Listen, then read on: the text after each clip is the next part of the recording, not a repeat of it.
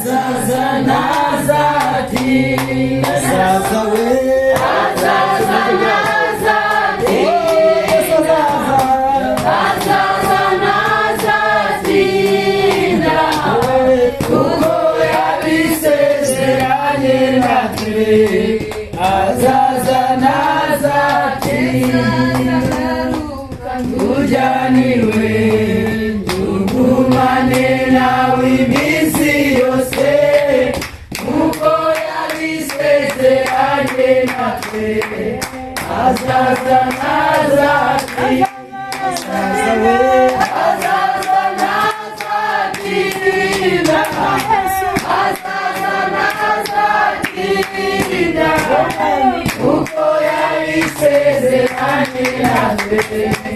Azaza ntazatinda. amen, Amen. amen, Umubare nyine ngiye mfashirizwa mu ndirimbo. yego, Amen. amen, Ndashima Imana ko ari umukozi w'umuhanda.